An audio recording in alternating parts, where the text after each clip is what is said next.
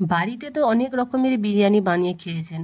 কখনো কি লখনৌর বিরিয়ানি বাড়িতে বানিয়ে খেয়েছেন? তবে বাড়িতেই বসে আপনি লখনৌর বিরিয়ানি খেতে পারবেন যদি এই রেসিপিটা ফলো করেন তাহলে। তবে দেরি না করে চলুন ভিডিওটা শুরু করি। সব থেকে আগে এখানে আমি একটা তাওয়া নিয়ে নিয়েছি। তাওয়াতে আমি কিছু এলাচ আগে দিয়ে নেব, আর কিছু এখানে দেব আমি জাবিত্রী, আর একটু দেবো অল্প করে, বেশি নয়, একদম পুরোটা নয়, আর্ধেকের একটু বেশি দেবো এখানে জয়ফল। আর এগুলোকে আস্তে আস্তে একদম ধিমে আঁচে, একদম স্লো আঁচে এগুলোকে আমি হালকা হালকা ভুনে নেব। এই দেখুন এখানে একদম হালকা হালকা কালার চেঞ্জ হয়ে গেছে। আর এগুলোকে আমি একদম মিক্সচার মেশিনে দিয়ে একদম পাউডার করে নেব। দেখতেই পাচ্ছেন মিক্সচার মেশিনে দিয়ে দিয়েছি এখানে আমি। এগুলোকে এবার পাউডার করে নেব। একদম পাউডার হয়নি, কিছু পাউডার হয়েছে আর কিছু একটু গোটা গোটা আছে। তবে এইটাকে আমি একটু চালনিতে চেলে নেব। এ দেখুন এখানে দিয়ে আমি চেলে নেব। যেটা নিচে যেটা পাউডার হয়ে গেছে সেটা নিচেই চলে যাবে, আর যেগুলো ওপরে বড় বড় হিস্সা আছে সেগুলো থেকে যাবেতে। মশলাটাকে আমি চেলে নিয়েছি, বড় বড় যেগুলো আছে সেগুলো দেখুন ওপরে আছে, আমি এইটাকে আলাদা করে রেখে দেবো। আর নিচেই যে পাউডারটা হয়ে গেছে এটাকেও আমি একটু আলাদা জায়গায় রেখে দেবো পরে ব্যবহার করার জন্য। আমরা আগেই মশলাটা বানিয়ে নিয়েছি। এবার একটা বড় কড়া নিয়ে নেব যাতে আমরা মাংসটা রান্না করব আগে। তো এখানে কড়া আমি গরম করে নিয়েছি ভালো করে। এবার এতে একটু আমি তেল দিয়ে দিচ্ছি। এখানে আমি সরষের তেল ব্যবহার করছি না, রিফাইন তেল ব্যবহার করছি। তো একটু তেল দিয়ে দিলাম আগে, ভালো করে তেলটাকে আগে গরম করে নেব।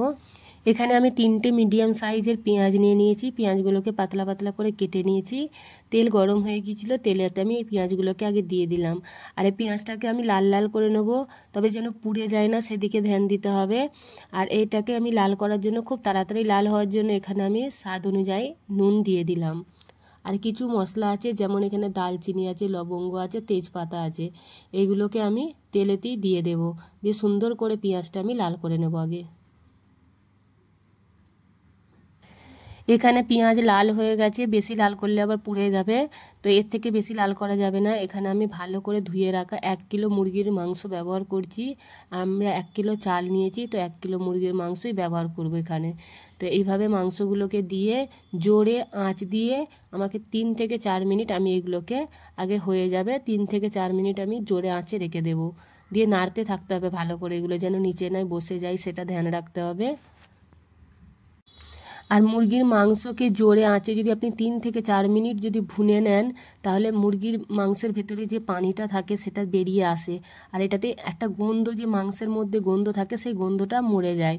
আর এখানে আমি 3-4 চামচ মতো আদা রসুন দিয়ে দিচ্ছি। দিয়ে আরও এখনও 2-3 মিনিট মতো আমি জোরে আঁচে এগুলোকে ভেজে নেব ভালো করে। এখানে আমি মাংসগুলোকে জোরে আঁচে খুব সুন্দর করে ভেজে নিয়েছি, দেখতেই পাচ্ছেন।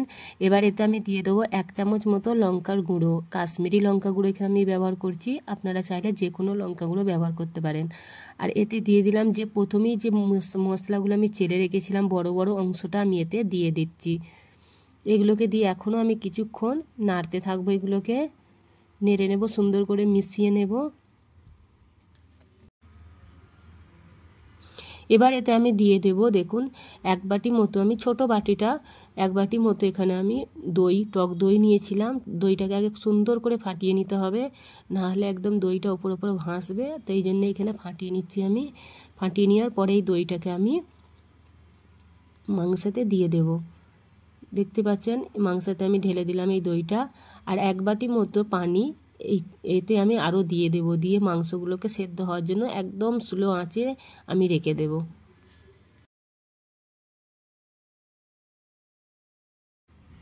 এখানে আমার একদম রেডি হয়ে গেছে, মাংসগুলো সেদ্ধ হয়ে গেছে। এবার এখানে আমি চুলো বন্ধ করে দিচ্ছি। বন্ধ করে আমি 1 বাটি মতো এখানে দুধ দিয়ে, চুলো বন্ধ করে দিয়েছি, 1 বাটি দুধ আমি দিয়ে ঢাকা রেখে দেবো 5 মিনিটের জন্য এই মাংসগুলোকে। এতে কি হবে, আমাদের মাংসের ভেতরে যদি কোনো কাঁচা থেকে যায় কিংবা যে দুর্গন্ধ আসে যেটা, সেটা আর আসবে না। তো সেই কারণে আমি এটা ঢেকে রেখে দিচ্ছি। এখানে 5 মিনিট হয়ে গেছে। 5 মিনিট পরে আমি এবার মাংসগুলোকে একটা একটা করে তুলে আমি একটা অন্য পাত্রে তুলে নেব। আর যে ঝোলটা থাকবে সেই ঝোলটাকে আমি একটা বড় ছাঁকনি দিয়ে সুন্দর করে ছেঁকে নেব। যা মশলা আছে সব ওই ছাঁকনিতে চলে আসবে, ওই মশলাগুলো আমরা আর ব্যবহার করব না।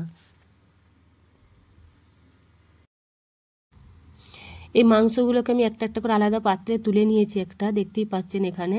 আর যে ঝোলটা যে বেঁচে ছিল, আমরা যে ঝোলটা দেখতে পাচ্ছেন এখানে, আমি ঝোলটা আছে যে ঝোলটা, এই ঝোলটাকে এবার আমি অন্য একটা পাত্রে ছেঁকে নিচ্ছি।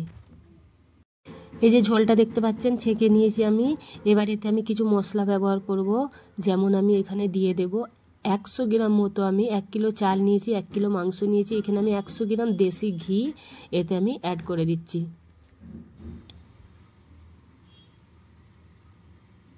আর এতে যে আমি মশলাটা চেলে রেখেছিলাম, যেটা একদম পাউডার হয়ে গেছিলো, ওই পাউডার মশলাটা এতে আমি দিয়ে দিচ্ছি।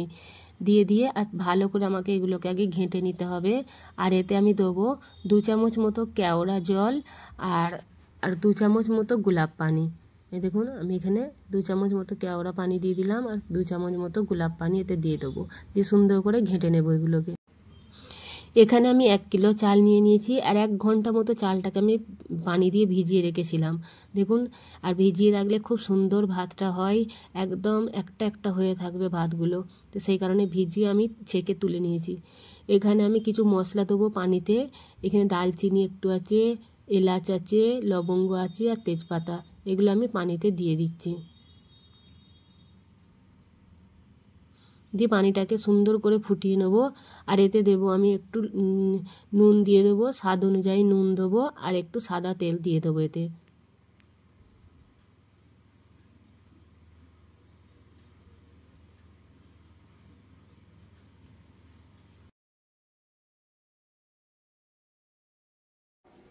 পানিটা একদম ফুটে গেছে দেখতেই পাচ্ছেন। এবার এতে আমি চাল দিয়ে দেবো।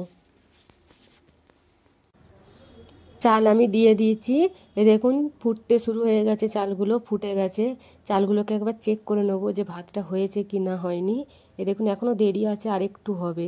যখন দেখবেন এই এই ভাতগুলো যখন দেখবেন চাঁদের মতো হয়ে গেছে, গোল মতো হয়ে যাচ্ছে চালটা, তখন জানতে হবে ভাতটা হয়ে গেছে। এ দেখুন এখানে ভাত হয়ে গেছে। এবার আমি চুলো বন্ধ করে দেবো, দিয়ে একটা ছাঁকনি দিয়ে এইভাবে ছেঁকে ছেঁকে আমি ভাতগুলোকে অন্য একটা পাত্রে তুলে নেব। এখানে আমি সব ভাতগুলো তুলে নিয়েছি, পানিটাও ফেলে দিয়েছি। এবার এই পাত্রটাতে এবার আমি আরও একবার ওই ভাতগুলোকে তুলে এবার এতে সাজাতে লাগবো। এবার এ দেখুন এখানে আমি ভাতগুলো দিয়ে দিচ্ছি। এই যে ভাতগুলো দিয়ে দিয়েছি, আর যে ঝোলটা আমি ছেঁকে রেখেছিলাম এই ঝোলটা শুরুতেই আগে আমি দিয়ে দেবো, পুরো ঝোলটা এতে আমি ঢেলে দেবো। দিয়েতে আমি এবার মুরগির মাংসগুলো দিয়ে দেবো, সব কটাই আমি একসাথেই দিয়ে দিচ্ছি। এখানে আমি 1 কিলো মতো চাল নিয়েছিলাম।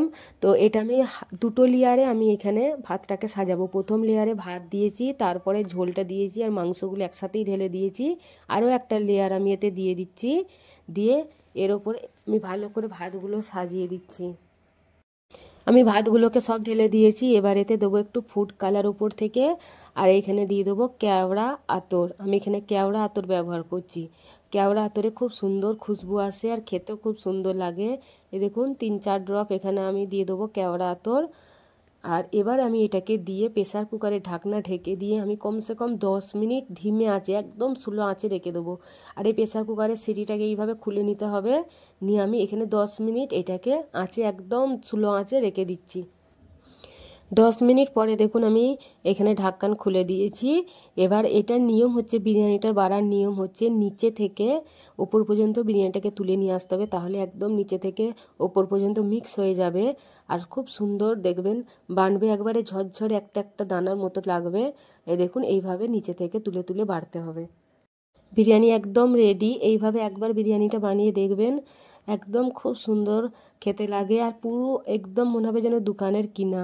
তবে বন্ধুরা, ভিডিওটা যদি ভালো লেগে থাকে তাহলে লাইক, কমেন্ট, শেয়ার আর সাবস্ক্রাইব করতে মোটেও ভুলবেন না। ভিডিওটা দেখার জন্য অনেক অনেক ধন্যবাদ।